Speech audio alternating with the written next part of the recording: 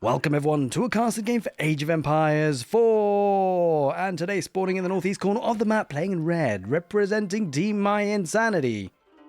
The #1 ranked player on the 1v1 ladder at the moment.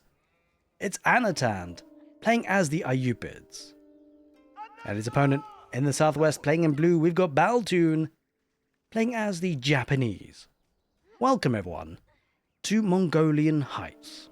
So I hope you guys are having a great morning, good afternoon, or good evening, as usual, depending where you are in the world and when you're watching this. But we're going to be in for a banger of a game, and I can guarantee it. Don't worry about it. It's definitely going to be a banger. The reason why I can guarantee it and be so sure is because if it wasn't, this would not be making it onto YouTube. Now, I've got to say, hybrid maps, not usually something I feature too heavily on the channel, because I think a lot of people typically don't enjoy watching hybrid maps, or even playing it for that matter. But it's definitely a big part of Age of Empires, and after the water rework that happened maybe about a year and a half ago, something like that, it's actually looking a lot better. But I'm pretty excited for this matchup, because these two civilizations are very strong on hybrid maps, no doubt about it. The Japanese, the cheaper fishing boats, the ayyubids, the cheaper docks. So definitely important bonuses that they get. But what I would really like to see is whether we're going to see the Cocker Township from the Japanese. You've got the alternative, the Cura Storehouse, that gives you free farms. But do you really need those farms when you're a bit thinking about going for fish? I guess maybe there's some niche uses for the Cura Storehouse. Maybe if you're thinking about just maybe lightly challenging for water, for another ultimate end goal, but I don't know about that. I think if you're thinking about giving up water, preemptively, it sounds a bit dodgy to me.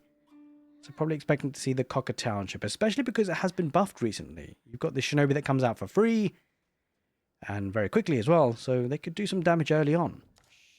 Now that's not the only buff the Japanese had recently in the most recent patch. Their Daimyo mana is significantly cheaper, 225 stone, rather than your 300. Which could work well to get an Uma Bannerman nice and early, but I think on a hybrid map like this, it's unlikely that you go for that, because you'd have to mine the stone, and you're kind of busy doing other things, right? Busy getting wood for your fishing ships. So, the House of Wisdom for the ayyubids today. As you'd expect, that is the upgrade building to the next age. Kind of curious to see what it's going to go up with. Potentially, I think, we see a lot of growth on the economic wing. I think it has less value now because, of course, you're going to get more villagers as such. Well, more fishing ships as it was. More eco units from the dock. So, I think eco wing growth is a little bit... it's not so great on hybrid maps. Maybe military wing could be quite nice for desert raiders to try and put some harassment in. Sometimes we do see the culture wing for a faster tech up. And it is indeed going to be the culture wing. Take a look at that. It's going to go to the next stage cheaper, but also quicker. And the reason behind this is going to be to try and get some pressure on the water, whether it be, with land units, just dropping down a production building a lot quicker now, or just getting a dhow, an archer ship, to try and harass the enemy fishing ships. Now for the Japanese, it is going to be the Cocker Township, so nice opening here for both players. What's interesting as well is that these two civilizations do typically favor the castle ages, kind of when they come online a little bit.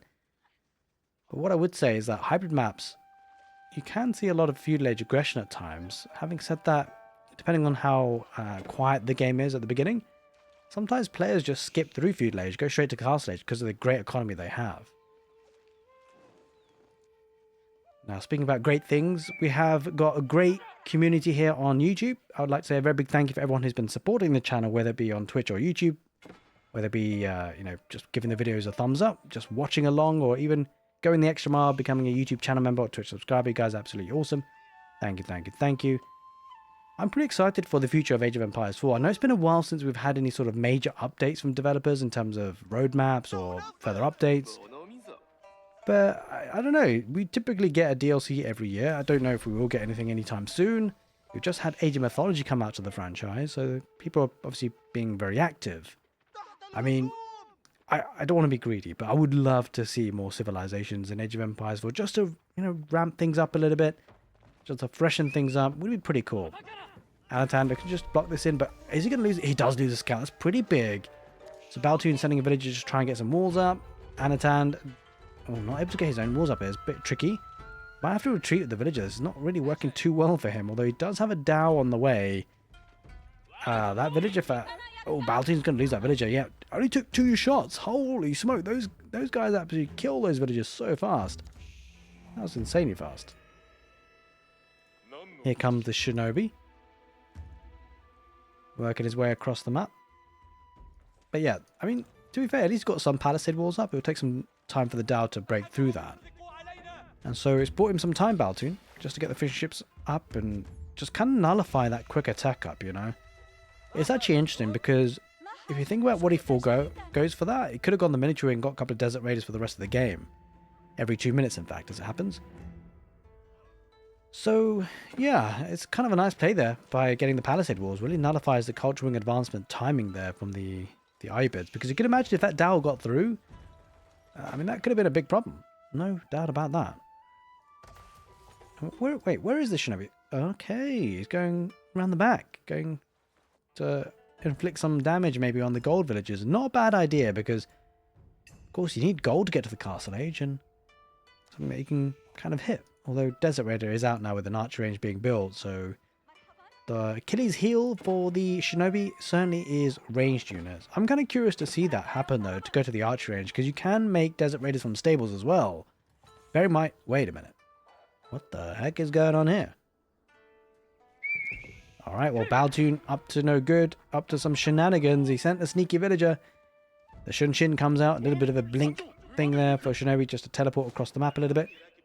Cheeky. That's not going to work, is it?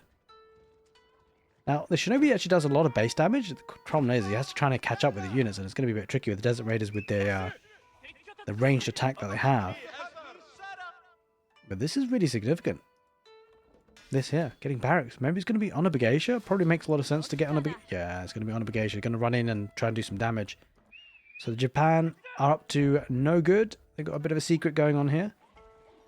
Now, of course, you know, Anotand doesn't know anything about this, right? He doesn't have a scout on the field. Sure, he's got a couple of Desert Raiders, but don't have the greatest vision. You know, having lost that scout nice and early, this is such a smart play by Baltune. Like, there's two plays here to really talk about. If you think about high-level Age of Empires 4, there's already a lot of stuff going on. So people might think, oh, you know, hybrid map's a bit boring, not much happens. But actually, a lot has happened in this game in terms of strategic decision-making. So first of all, you know, Japanese expecting the faster tech up. He actually built the palisades just to delay the Dao going on through. It does get him through in the end anyway, but he brought himself time, right? He brought himself time to get the age up himself and actually get some defenses in the form of naval arrow slits. Like, without that, that's a pretty big deal. And bear in mind that the Japanese, when they mine gold, they also get a bit of a trickle of stone, and that's what funded the naval arrow slits. Big deal indeed, because you can see there's nothing being taken off this stone vein on the right of your screen. So a lot of strategic points to discuss there. Getting the palisades and then getting naval arrow slits, making sure that the early tech up for the ayyubids didn't really do too much damage to him. And then because he lost a scout here, Anotand, in fact, I say lost, I mean, Baltune killed it. Baltune knows that he can go for something crazy like this. Bit of a proxy play, bit of a hidden secret. Because there's no scout, right? It's going to be less likely it's going to be caught and found. It's a really interesting opening here on hybrid map. Like Mongolian Heights. It's been a long time coming that I've seen a game like this, actually. Quite nice to see. The good thing about the Desert Raiders here, though, they do have that range attack, so it can harass his fishing ship, and he's doing just that. Kind of expect him to micro that Baltune to bring the... Baltune? Baltune! Okay, he's going to lose the food gathered on that. That's a bit unfortunate. But it is what it is. He's going heavily on gold here, so you can definitely see the Japanese opting and looking for that castle age. Japanese, not really so much. Although, to be fair, the Japanese are actually, because he's got plenty of villages and gold himself. But you do need gold to make military ships, at least some of them. Oh, doesn't want to lose his scout though, Baltune, if he can afford to. He's going to be able to get out of there. I mean, ultimately, the resources that Baltune's been spending is on this. And that's a lot of Onabagasia. Could potentially do a lot of damage, especially if he gets on that wood line. But probably should target the gold vein. There's no outpost there as well, so it's going to make it a little bit easier to do so. But he's going to get the notification now, Anotand, I'm sure. If he doesn't, at least he sees this. There, snipes the villager very quickly. Going to run on through, but no iron undermesh, so pretty exposed. And could be, you know, going down to the TC5 pretty quickly if the villagers do get inside. But he's going to try and cut them off. Look at that. Oh, this could be devastating. Oh, no, Anotand. He's going to lose a lot here. No doubt about it. Although, to be fair, they actually managed to get in quite quickly. Quicker than I expected. He's killed 4 so far. I was going to get a couple more, but... This is huge amounts of damage coming out of here. Great stuff there by Baltune. But he needs to try and keep these villages inside the town centers if you can. The trouble is the obligation numbers are starting to dwindle. Where are these villages off to? Holy smokes, he's going for a bit of a secret economy. Anotand, I mean, he kind of has to, right? Doesn't really have much in the way of units to defend with. A couple of desert raiders here and there. But it's not a lot. He has now remade a scout. Oh no, there's so much idle time. These villagers, they garrison back inside, but they were out there for a few seconds and he's lost 9 villagers so far. Now granted, the villagers in the south of the map have been able to escape Anotand at least. So we'll have some safe economy. Has clicked up to the next stage as well. Went with the military wing as it happens, so we'll get some more desert raiders. Just certainly going to help him defend, but good amounts of damage output. He's still got 30 military, would you believe, here. Baltune. Lots to play around with, but he is an age behind, so whilst he suffered some losses... Oh, what's going on here? These villagers have to escape here if they can. I mean, he could potentially build some palisades in a corner, but how does he then go to defend them if he gets caught? You can see the Onabegesh trying to chase it down, trying to find where he is. You can't quite find him just yet. But pings all over the map. Get Onabegesh still fighting on the other half of the map. On water though, 2 arch ships going up against each other. Wow, I mean, the Japanese win that. I love that play by Baltune, that little nuance there to get the villager or the fishing ship to repair it.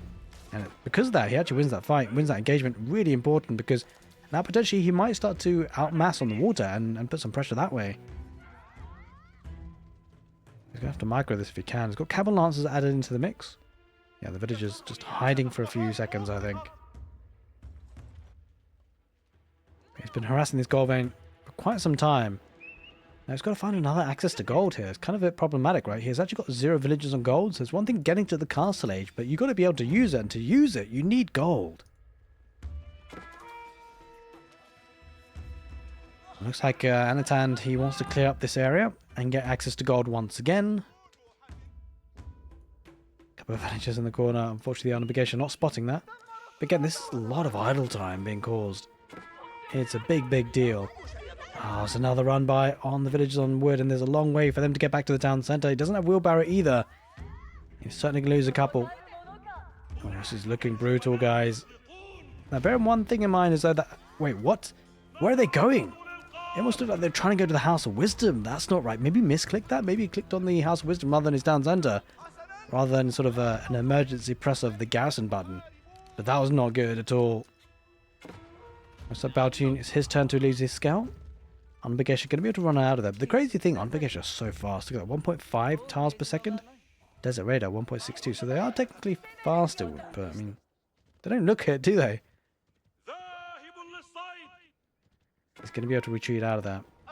Yeah, this is the thing. Onabegesh being used on the water as well. Picks off a couple of fishing ships massively. Got a body block a little bit. I mean, to be fair, he can only get 3 fishing ships inside this dock anyway. So he's going to have some significant losses. This is a massive pick-off. This is as big as it is on land. The amount of damage has been done. All come down to this proxy base and just losing your scout. That's the big details you see in high-level games like this. You lose your scout. And look how punishing it's been. Because you can imagine, right, if he had a scout and he stopped that villager or found the villager, it would have been a very much different war game. So he will lose the archer ship on water here, Baltune. Is he going to make anything here? I mean, this is the thing, right? He doesn't really want to overcommit on water, and he's got naval arrow slits. So if his enemy wants to try and push that, he actually has to invest a lot here, Anotand, to try and clear the waters. And he's suffering, right? Because if he does that, it means less land units. It means less, defense here. Oh, trying to go for the villagers here on berries. We'll get... Oh, wait. The villager's not noticing that. Oh, that's a bit bad there for Baltune. He's going to lose a couple. Oh, God, he lost a lot there. I mean, there wasn't enough space in the garrison inside anyway, I think, there, maybe. Either way, Aristotle's coming up. So, good bit of aggression coming in from Anotand to get a couple of kills of his own. Yeah, gold is a bit of an issue now for Anotand, no doubt about it. Kind of curious to see why these Onabegesh are here actually on the map for Baltune. A great start for the Japanese, and he's had a lot of barracks, 6 of them. Okay, go to the castle age now with the floating gate landmark. It's got the Daimyo Manor in play as well. No plays for the relics just yet. Obviously, Anotand's been busy doing other things. Been had his plate full a little bit, but Anotand is slightly stabilizing somewhat. Bear in mind, he does have 2 docks working for him. Oh, these villagers, Baltune, he's not reacting. Oh, there's going to be a massacre. He gets to the castle age, but... Oh, God. Oh, no. He's lost everything there. That's massive. Big raid there by Anotand. And this is probably why Baltune wasn't paying attention there, because he was looking at this screen. Trying to work through with his Anubis. Kind of throwing them away at this stage, which is kind of a bit tricky now, because sure, he's in the castle age, but his enemy now has managed to stabilize, and he's got camel lancers and veteran desert raiders to contend with.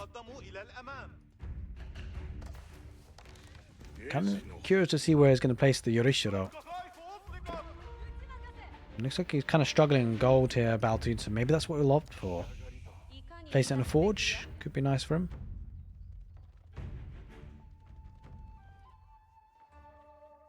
And just a quick word on not getting suckered in to try and clear this up, right? Because, I mean, to be fair though, the ayyubids could build a ram. They don't have to get siege engineering.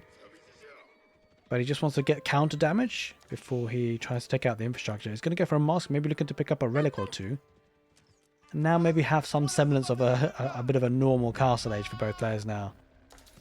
Both players are looking to contest the sacred sites and the relics.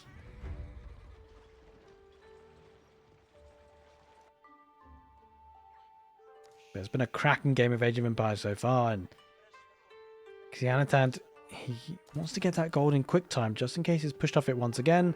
Now here come the Mounted Samurai, which is actually an interesting choice from the Japanese. It's such a powerful unit that even up against maybe their counter unit, he feels confident in getting them. And it all comes down to the fact they have a shield on them. You can see on the top of them they have a blue health bar, but also on top they have a white health bar. That white health bar is effectively a shield. It negates the first damage, whether it be ranged or melee, that come and hit them. And the reason why it's so significant is because you can run around with the cavalry, and as long as you're not getting hit too easily from the Desert Raiders or the Camel Lancers, you'll be fine. And even if you are hit once, it gets negated, right? So you've got time to react. And so it's still a very powerful raiding unit, no doubt about that. But he's got to be careful because there's a lot of camels coming after the ayyubids. Bear in mind, he did go for the military wing, so he's getting a couple of free Desert Raiders every so often. And in fact, because he went up to the military wing through to the castle age, he's actually going to get quite a few per minute.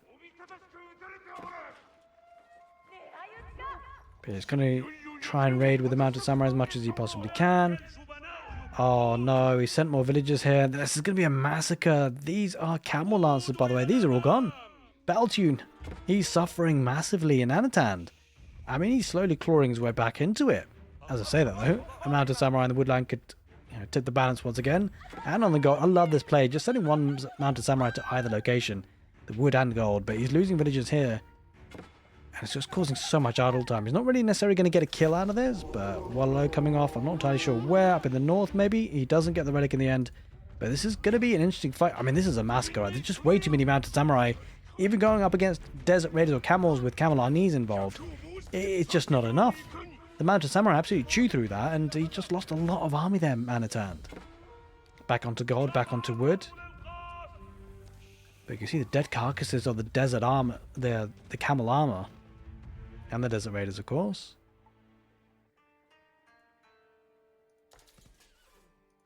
Now, your guess is as good as mine where these villagers went. There's just so much action happening. 30 villagers killed by Baltune. 26 by Anotand.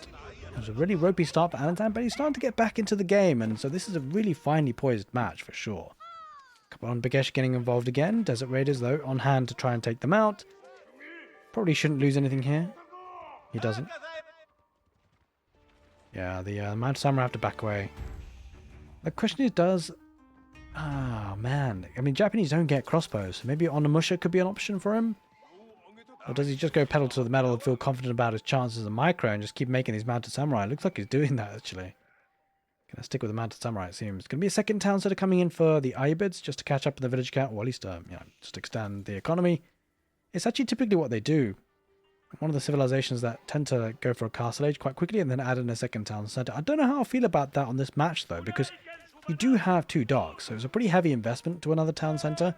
Is it too greedy? I'm not too sure. Time will tell. All these villagers going a bit too greedy, trying to get stone without any protection. They have to head back home and probably will lose one there. Does lose one. In the end, might even lose a second. Does lose a second. Wait, Baltune? He's not garrisoning in. He's going to lose a couple more on them. Bageisha. Harassing the villagers at home. Oh no, just one camel lancer going to be devastating. Baltune, he's really hurting now. He's bleeding villagers. Bear in mind, the Japanese have only one dock. The ayyubids have two. Oh, this is not looking good. He's actually made it neck and neck in terms of villager kills. Anotand getting himself back into the game in a big way. Oh my god, not again. Baltune. This time with mounted samurai, so they can do a lot of damage. But they're just garrison inside, they're safe for now. There's just a slaughter everywhere. Mounted samurai, camels everywhere. But I gotta say, military numbers looking good here for Baltune. He's taking a good fight as well. Gonna kill some of these camel units and gonna go for the Wallow. Mounted samurai charge on through. Oh, he thought about it and decided, no, let's not do it. 3 desert raiders do pop out of the House of Wisdom. They should be garrisoning the first relic there, actually, for the ayyubids. But he's just running right here. 11 villagers idled. I mean, sure, he's quite significantly down in terms of population for workers or eco units, but he's kept a lot of idled units there for Anotand. Oh, camels, Baltune, he does react to it in time, and he runs on away. I told you guys this is going to be a great game. Oh, these samurai. Yeah, this is Anotand. Anotand. Okay, he's getting there now. But he's going to lose a couple. Oh, he split off the army. This is huge. What he did here, Anotand, he had his army all together, but he had to split because he had to send some back home to deal with the mounted samurai. But what that's done is left this army very vulnerable. Although, to be fair, he's going to go for the religious unit from the ayyubids. Gotta remind myself. Dervish, that's it, the Dervish. It's been a while since I've casted Age of Empires 4. I took a bit of a break earlier on, so there we go. We're back with it, though. But yeah, he's got his army up together now, Anotand. That's really what he wants to do. Doesn't need to take any, suboptimal fights. I don't think Baltune can take that just yet, though. Oh, he's going to get a lot of units here. Bannerman added in. And that is a big, big unit for them. Adds another 20% damage, which, to be fair, goes a long way to, negate the camel armies. In fact, pretty much does that. Negates it. Is it 15% or is it 20%? It is actually 20%. Oh, no, wait. Oh, 15%. Okay, so there's a 5% deficit there. Oh, no, not again. Villagers coming out, but they're not safe. He clashes horns right in the middle. Bannerman involved, but I don't know if... I think Baltune has a lot here, to be fair. Yeah, there's not enough here. Some of them are desert raiders. They aren't the beefiest unit getting engaged in melee combat like this.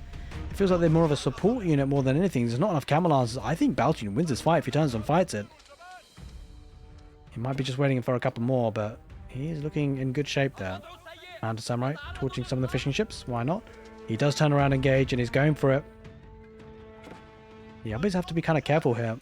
He's adding in that stable. Maybe that second town said it was a little bit greedy.